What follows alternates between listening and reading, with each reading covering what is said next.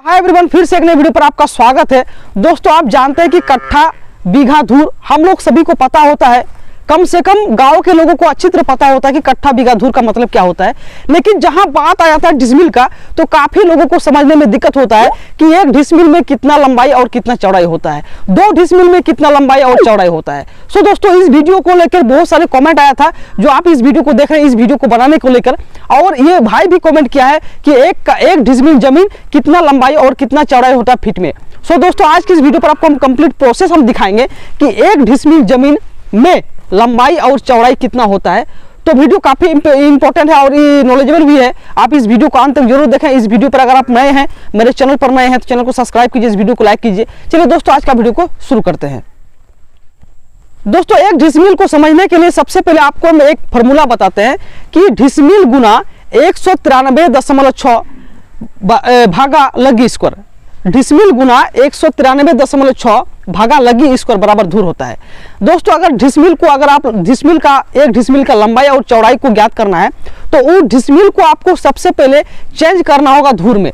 तो धूर में चेंज करने का एक ही सूत्र है, डिसमिल गुना 193.6 भागा लगी स्क्वायर बराबर एक धूर होता है। ठीक है, एक धूर नहीं, धूर होता है। आप अगर उसको गुना करके जितना होगा वो धूर होगा। तो आपको समझने के लिए हम आपको एग्जांपल लेते हैं कि मान के चलते कि आपके पास एक डिसमिल जमीन है, तो सबसे पहले आपको गुना करना होगा 193.6 से और भागा लगी स्क्वायर। तो लगी स्क्वायर हमने इसलिए यहाँ पर लगाया क्योंकि देखिए दोस्तों, कट्ठा, बीघा, धूर हर एक जगह पर लगी के हिसाब से होता है। आपके यहाँ अगर 4 हाथ का लगी है तो वहाँ पर कट्ठा, बीघा, धूर अलग होगा। आपके यहाँ 4.5 हाथ का लगी है तो उसके लिए आपके यहाँ कट्ठा, बीघा, धूर अलग होगा। हमारे यहाँ अगर 4 हाथ का लगी है तो आपके यहाँ मेरे यहाँ 4 हाथ का लगी है और आपके यहाँ 5 हाथ का लगी है, तो हमारे यहाँ एक कट्ठा में कुछ कम जमीन होगा आपके तुलना पर, क्योंकि आपके यहाँ 5 हाथ की लगी है। 5 हाथ की लगी, जहाँ अगर लगी का मान अगर अधिक होगा तो वहां पर जमीन का आकार अधिक होगा, लेकिन उस जमीन को हम लोग एक कट्ठा ही बोलेंगे।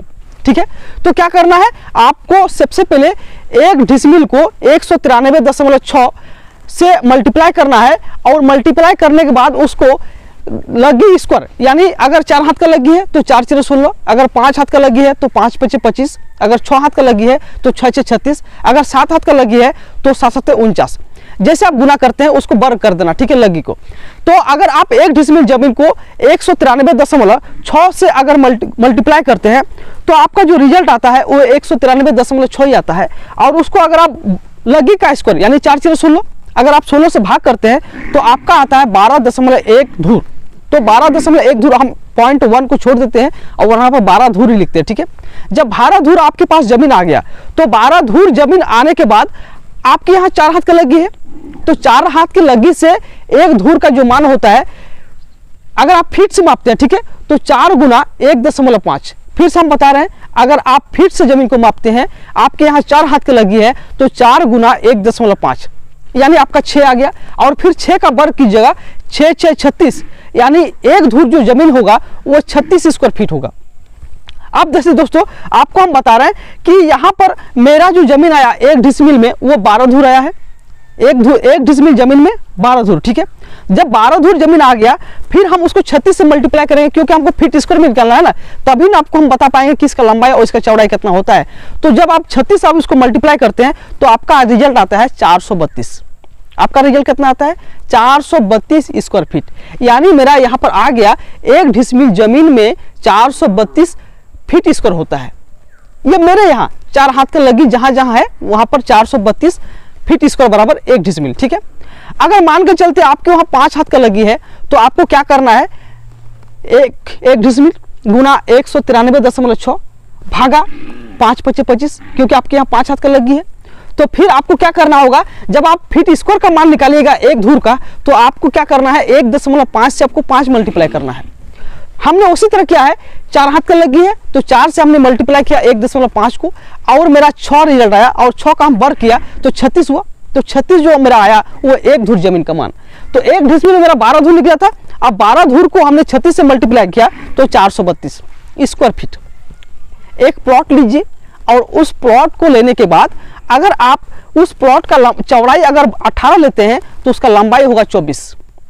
अगर आप प्लॉट का लंबाई 16 लेते हैं तो उसका अगर आप प्लॉट का चौड़ाई अगर 16 लेते हैं तो उसका जो लंबाई होगा वो 27 फीट होगा, क्योंकि गुना करने के बाद में आपके पास होना चाहिए 432। अगर आप लंबाई और चौड़ाई को गुना करते हैं तो उसका 432, यानी 18 फीट चौड़ाई और 24 फीट लंबाई वो 1 डिसमिल होगा।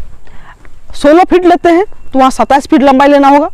अगर आप 16 फीट चौड़ा लेते हैं तो वहाँ पर 27 फीट लंबाई लेना होगा, वो होगा 1 डिसमिल जमीन का मान। तो आई होप दोस्तों आपको लगता है, आप आशा करते हैं कि आप समझ गए होंगे डिसमिल का जो कन्फ्यूजन था आपके साथ वो समझ गए होंगे।